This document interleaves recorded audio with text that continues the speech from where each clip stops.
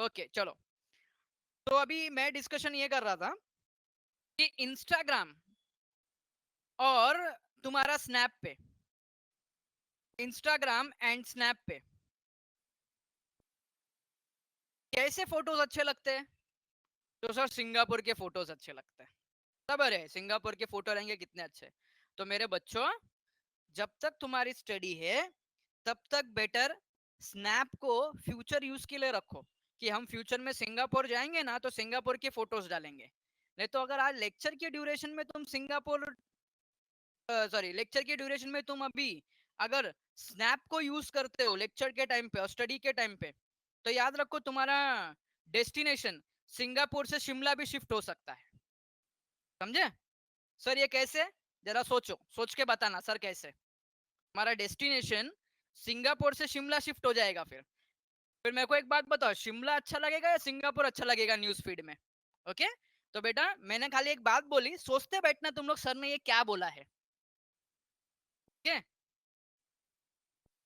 सोचते बैठना सर आपने ऐसा क्यों बोला, कि आज अगर हम लोग स्टडी के टाइम पे सिंगापुर ये इंस्टाग्राम और ये क्या बोलते हैं अपना स्नैप अगर यूज करते हैं हम लोग स्टडी के टाइम पे, तो फ्यूचर में हमारी डेस्टिनेशन सिंगापुर से शिमला शिफ्ट हो सकती है। जो भी है ठीक है। जमीन मैं इधर पे हूँ, तू भी इधर है, देखते हैं कौन सिंगापुर जाता है कौन शिमला जाता है। ठीक है, चलो तो अभी अपन स्टार्ट करते हैं आज का अपना लेक्चर कमर्शियल बैंक। तो बच्चों यहाँ पे ध्यान दो, commercial bank,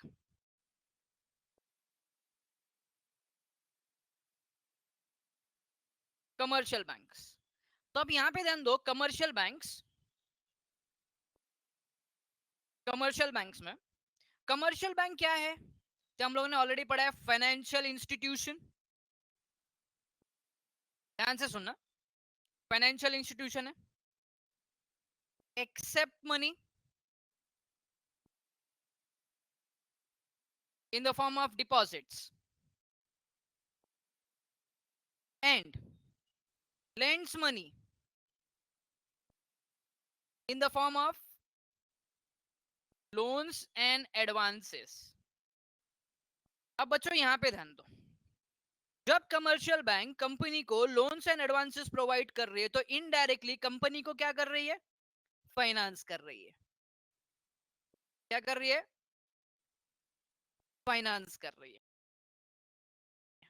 Therefore commercial bank is also sources of one of the sources of finance। अब बच्चों यहां पे ध्यान दो, कमर्शियल बैंक है ना लोन प्रोवाइड कर रही है। क्या प्रोवाइड कर रही है, लोन प्रोवाइड कर रही है।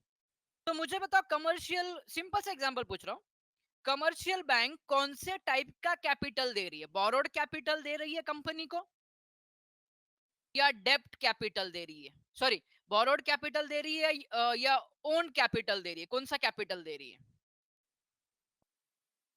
कौन सा कैपिटल दे रही है, बोरोड या ओन्ड, कौन सा टाइप का कैपिटल?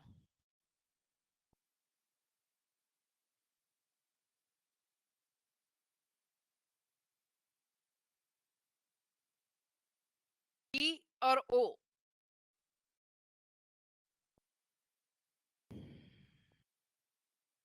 बोरोड कैपिटल इतने देर के बाद आया लिख के, चलो एक एक के आंसर आ रहे हैं। Yes sir, borrowed capital, borrowed capital, very good, borrowed capital provide करती है। ठीक है, तो अब ये कमर्शियल बैंक है, ये कमर्शियल बैंक है, कमर्शियल बैंक। अब बच्चों अगर आपने ऑब्जर्व किया होगा तो आप जब टेक्स्ट बुक पढ़ोगे, आपको टेक्स्ट बुक पढ़ने के लिए आज टाइम नहीं, कल के लेक्चर टाइम दूंगा घर पे पढ़ने के लिए।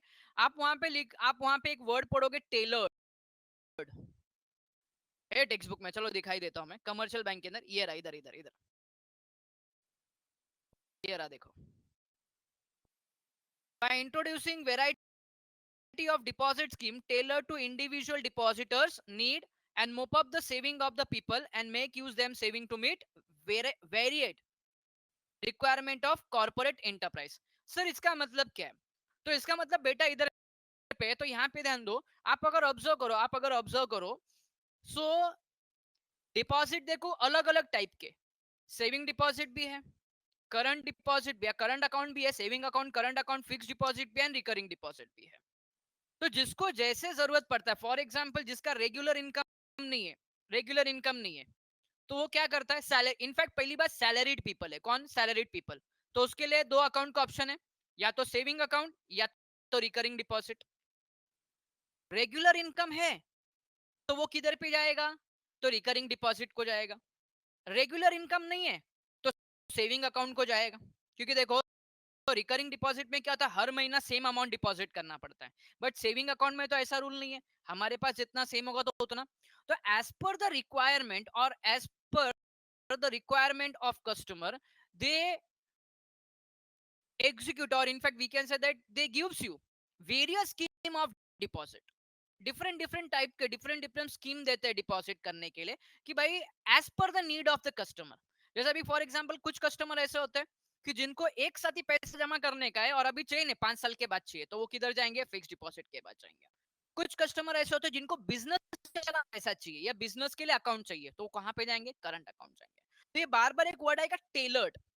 अभी टेलर्ड को ना इस तरीके से लॉजिक से समझो बच्चों, टेलर का अगर सिंपल मीनिंग निकालो तो as per the need, as per the requirement. अगर मैं एग्जांपल दूं, टेलर की बात करूं, तो आप शॉप पे जाते हो, देखो मैं रेडीमेड गारमेंट की बात नहीं कर रहा हूं, इसमें से कुछ लोग हैं जिसको स्टिचिंग के कपड़े या पर्सनली स्टिच करवाते और जाते टेलर के पास में बराबर माप वगैरह देते अपने फिटिंग के हिसाब से। देखो हर बार रेडीमेड क्लोथ्स आपको परफेक्ट फिटिंग बैठेंगे ऐसा पॉसिबल नहीं है, आपको उसको अल्टर कराना पड़ता है।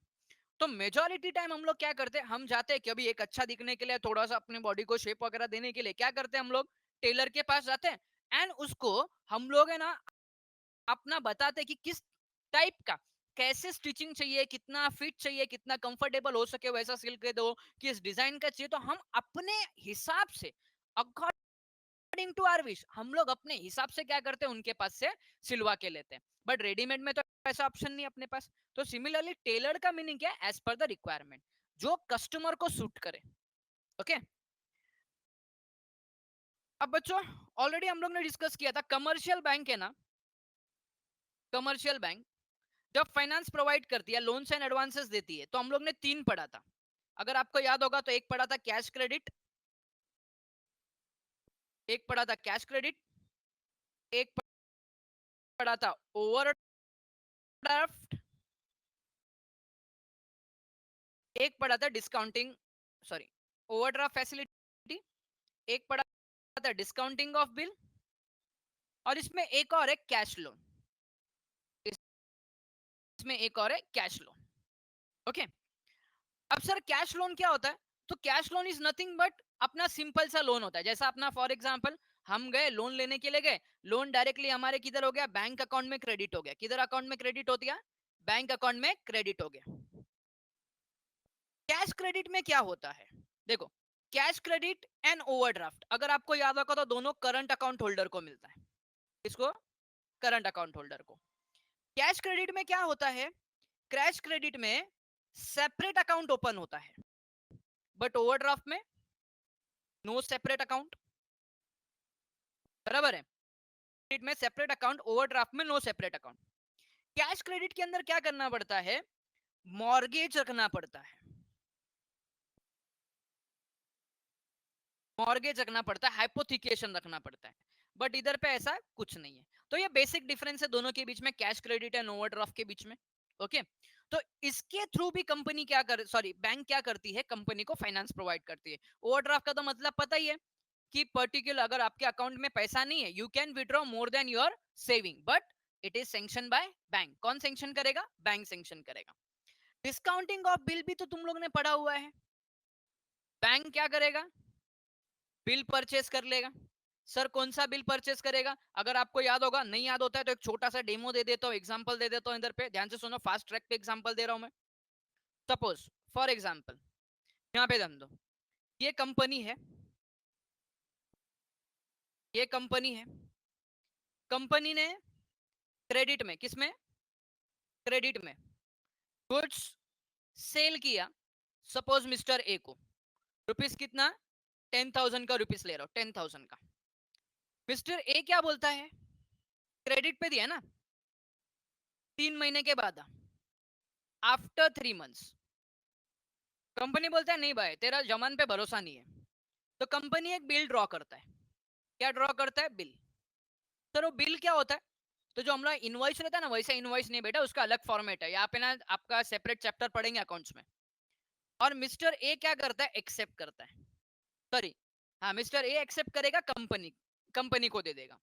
अब बच्चों ये पैसा तो कंपनी को 3 महीने के बाद मिलेगा, ये पैसा तो कंपनी को 3 महीने के बाद मिलेगा। तो कंपनी क्या करती है, बैंक को अप्रोच करती है, किसको, बैंक को अप्रोच करती है। कंपनी बैंक को वो बिल दे देती है, कितने का बिल, 10,000 का। और बैंक इमीडिएटली पैसा दे देता है। देखो जो पैसा 3 महीने के बाद मिलने का था वो पैसा बैंक ने अभी दे दिया। अब बैंक सर्विस प्रोवाइड कर रहा है, तो बैंक ऐसे ही तुम्हारे को सर्विस प्रोवाइड नहीं करेगा। बैंक ने क्या किया, तुमको 9,800 दिया, कितना दिया, 9,800। 200 रुपए अपने पास रख लिया। सर 200 रुपए क्यों रखा, तो बैंक ने अपने चार्जेस लिए, क्या लिए, चार्जेस लिए।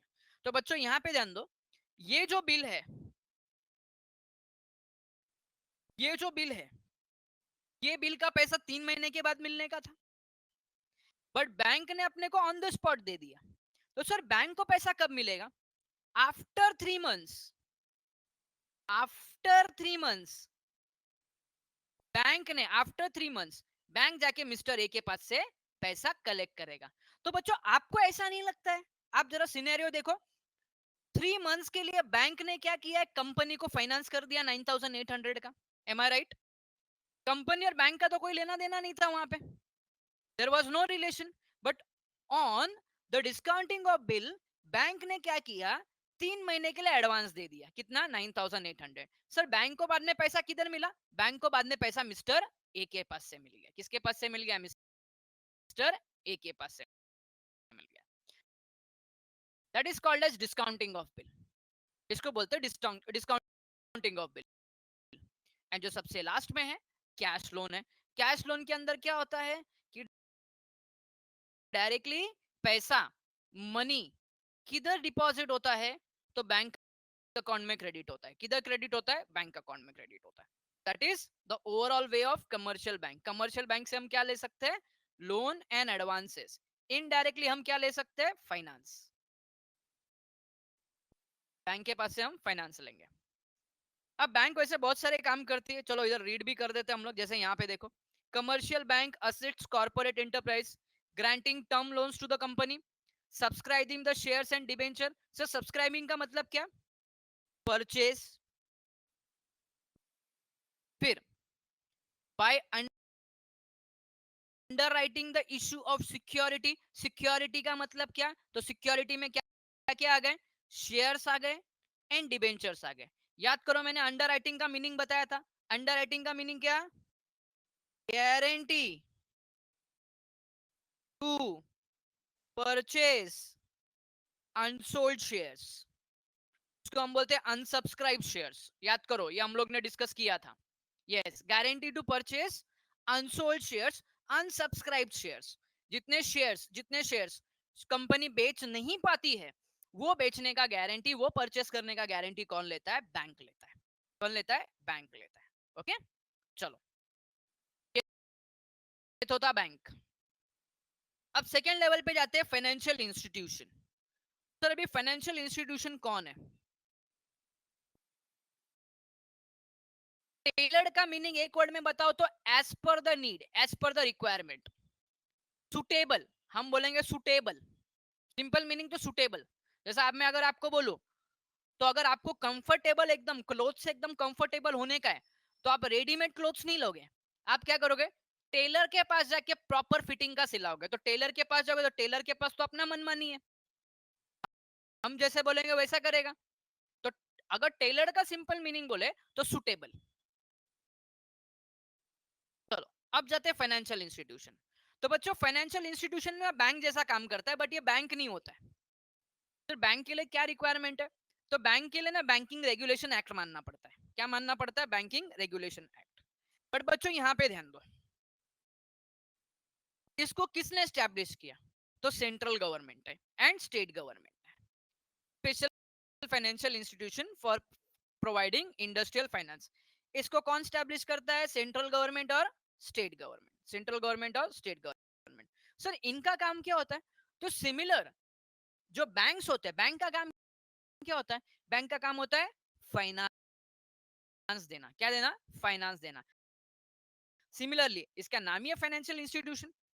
इंडिया में 4 कैटेगरी में डिवाइड किया है: development bank, financial institution, investment institution, state level institutions. Okay sir, ये जो आईडीबीआई ये सब लिखा है, ये सब फुल फॉर्म इधर लिखा हुआ है। डोंट वरी, एग्जाम में मैं तुमको बोलता हूँ, एग्जाम में अगर ये क्वेश्चन आता भी है शॉर्ट नोट्स के लिए, शॉर्ट नोट्स में वैसा चांसेस बहुत कम है इसके, लेकिन तो भी अगर बच्चों आ गया, इसके चांसेस 2 मार्क के लिए ज्यादा होता है।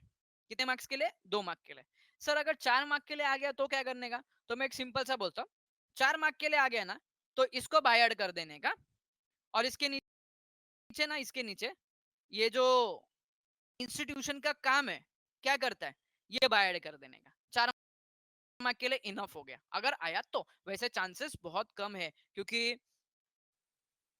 इतने टाइप्स, या तो खाली इतना ही रखना, there are total 4 types: development bank, financial institution, investment institution, state level. अगर उसमें से कोई एक नाम याद भी होता है तो लिख देने का। जैसे देखो ना, डेवलपमेंट बैंक में आईडीबीआई तो सुना है, आईसीआईसीआई सुना है।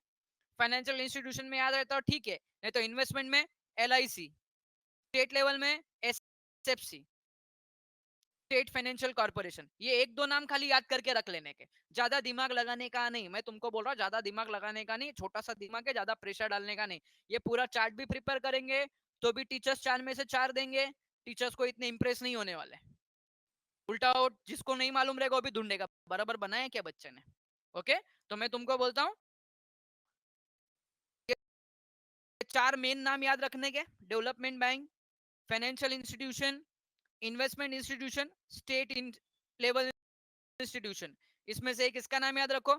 सिडबी तो तुम लोग बार बार नाम सुनते ही हो, आईसीआईसीआई भी सुनते हो।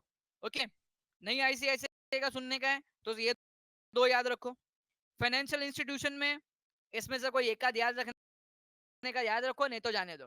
पढ़ाई के इन्वेस्टमेंट लिए में मेहनत तो सब करते हैं, लेकिन स्मार्ट स्टडी कौन करता है? प्री एग्जाम ऐप के साथ बनाइए अपनी तैयारी super smart. Pre exam app देता है वाइड रेंज के एग्जाम्स की तैयारी, जैसे JEE, NEET, CAT, CA foundation, CS seat, banking, railway, SSC, MBA entrance, SYJC, com, TYB com और भी बहुत कुछ। Chapter wise tests and mock tests, detailed performance analysis, और अब तैयारी होगी एकदम परफेक्ट। कहीं भी कभी भी पढ़ाई करें, और एक विशाल क्वेश्चन बैंक आपकी तैयारी को बनाए आसान। इंस्टेंट इवैल्यूएशन से तुरंत जानिए अपनी परफॉर्मेंस और पाएं पर्सनलाइज्ड फीडबैक। तो अब देरी किस बात की? प्री एग्जाम ऐप डाउनलोड करें और अपने नाम से रजिस्टर्ड करें, और एक विशाल क्वेश्चन बैंक बिल्कुल फ्री, और अपनी सफलता की कहानी लिखें। लिंक डिस्क्रिप्शन में है। प्री एग्जाम ऐप स्मार्ट नहीं तो तैयारी जाने का दो। साथी। इन्वेस्टमेंट में एलआईसी, सिंपल सी बात है, एलआईसी हमारे लिए इन्वेस्टमेंट प्लान जैसा ही है। स्टेट लेवल में ये याद रखो, स्टेट फाइनेंस कॉर्पोरेशन। इसका काम क्या है? तो इसका काम देखो ये है, to provide term lending facility, subscribe to shares and debenture. Subscribe मतलब purchase, underwriting the issue of security. देखो ये 3 पॉइंट है ना, 3 पॉइंट सेम बैंक का पॉइंट है, ये भी बैंक का पॉइंट है, ये 4 पॉइंट बैंक का है। 4 पॉइंट बैंक का अगर तुमको ना, बैंक का अगर याद रह गया ना, फाइनेंशियल असिस्टेंस, तो इसका भी सेम है, सेम ठोक के आने का। एंड लास्ट वाला इंपॉर्टेंट है, to guarantee term loans raise by bank. Sir इसका मतलब क्या? तो चलो इसका मतलब तुमको समझा देता हूं। चलो अभी यहाँ पे ध्यान दो, अभी यहाँ पे ध्यान दो। सपोज मेरी एक कंपनी है, सपोज मेरी एक कंपनी है, बराबर। मेरी कंपनी ने, ध्यान से सुनना, मेरी कंपनी ने किसी एक बैंक के पास में, किसी एक बैंक के पास में लोन के लिए अप्लाई किया, लोन के लिए अप्लाई किया। कितना? 10 करोड़ का, 10 करोड़ का। अब बैंक वाले ना चालाक, बैंक वाले बन गए, तू कितना 10 करोड़ का अप्लाई कर रहा है, मेरे को तेरे पे भरोसा नहीं है। मालूम पड़ा इधर से झोल करके भाग गया लंदन, तो तेरे को किधर ढूंढते बैठेगा, मेरा बैंक तो डूब गया। तो अब यहाँ पे रोल आता है फाइनेंशियल इंस्टीट्यूशन का। फाइनेंशियल इंस्टीट्यूशन बैंक को क्या देती है? गारंटी देती है। क्या देती है? गारंटी देती है। क्यों गारंटी देती है? इफ ये 10 करोड़ डिड नॉट पे, कौन पे नहीं करेगा? कंपनी पे नहीं करेगा। तो ये कौन पे करेगा? Financial institution. ये इसका मीनिंग है, to guarantee term loan raise by the company. अगर company, if company fails to pay, those amount will be paid by financial institution. ये गारंटी देती है। अब इसके लिए कितना पेपर वर्क करने का, ये सब करने का, तुम्हारे लिए टाइम बीइंग इमटेरियल है। ये सब अपना काम नहीं है, ये सब उनका काम है। बट उनका काम क्या है? जैसा एग्जांपल दूं तो बैंक में गारंटर का काम होता है ना, गारंटर। गारंटर वर्ड सुना है बैंक में? गारंटर, गारंटर लोन के टाइम पे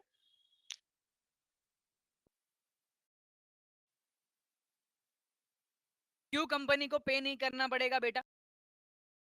अब एक आर्या में एक एग्जांपल देता हूँ, ध्यान से सुना। आर्या में एक एग्जांपल देता हूँ।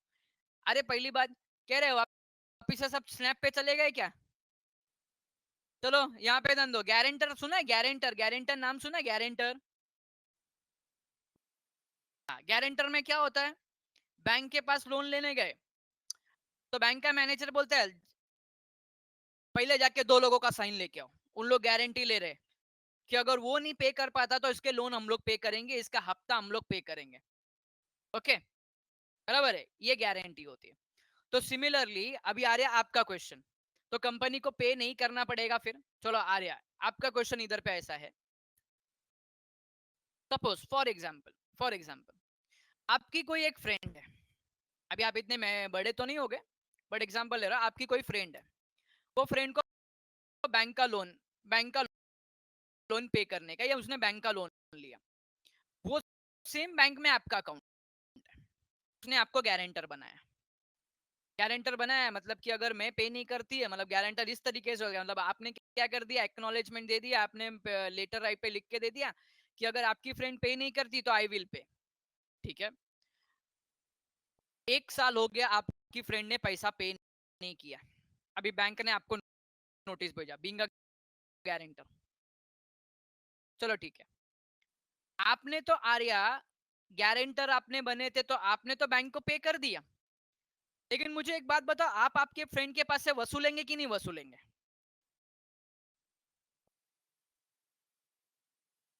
आई विल ना। ओके, तो बोलेंगे पकड़ गए, चल अभी मिले ना, हाथ में मिले ना, तेरा हाथ पैर बांध के रखती है मैं। आज तो पैसा जब तक नहीं बोलेगे, पैसा नहीं देगी ना, तब तक तेरा छड़ने वाले नहीं है मैं। ओके, वसूलेंगे। तो सिमिलरली फाइनेंशियल इंस्टीट्यूशन तो पे करेगा, लेकिन बाद में वो कंपनी के पास से वसूलेगा। जो कंपनी का एसेट बेचना पड़े, क्या करना पड़े, वो उनके एग्रीमेंट में लिखा होगा, उसके अकॉर्डिंगली होगा। बट कंपनी तो बाद में वसूलेगी। ओके, तो ये लास्ट वाले स्टेटमेंट के लिए मैंने सब स्टोरी इतना बताया क्या? To guarantee term loan raise by the company. Bank loan लिया है तो बैंक लोन को रीपे करने की जिम्मेदारी, गारंटी किसने ली हुई है? फाइनेंशियल इंस्टीट्यूशंस ने ली हुई है। ओके, एंड आज के लेक्चर का जो सबसे last and most important topic है, sir even then even company ने नहीं दिया, तो बेटा अगर कंपनी ने नहीं दिया तो कंपनी के असेट बेचने की नौबत आ जाएगी। कंपनी के असेट बेचने की नौबत आ जाएगी। ठीक है, चलो अब हम लोग डिस्कशन करने जा रहे हैं एडीआर जीडीआर। अब एडीआर एंड जीडीआर पढ़ने के पहले, इंसॉल्वेंट हो गया तो आगे कुछ नहीं कर सकते, फिर उसमें जितने में खुश रहेगी कंपनी उतने में। तो सिंपल सी बात है, बीइंग अ स्मार्ट पर्सन, तू क्या ऐसे किसी को गारंटर बना, तू ऐसे किसी को गारंटी देगा क्या लोन का, या तू गारंटर बनेगा जो पर्सन फ्यूचर में जाके इंसॉल्वेंट हो सकता है? तो ऐसे लोग को गारंटी देने जाएगा? गारंटर बनेगा? नहीं बनेगा। तो क्या फाइनेंशियल इंस्टीट्यूशन भी पहले क्या करेगी? पूरे इंक्वायरी करेगी। इसके पास कितना असेट है, इसके पास कितना लायबिलिटी है, असेट एंड लायबिलिटी, इतना असेट इतना है क्या कि फ्यूचर में अगर डेट पे करना पड़े तो डेट पे करने के लिए कोई प्रॉब्लम नहीं हो, उसके बाद में वो गारंटर बनेगा। ओके, चलो अब डिस्कशन करेंगे एडीआर एंड जीडीआर। चलो बच्चों, एक इंडियन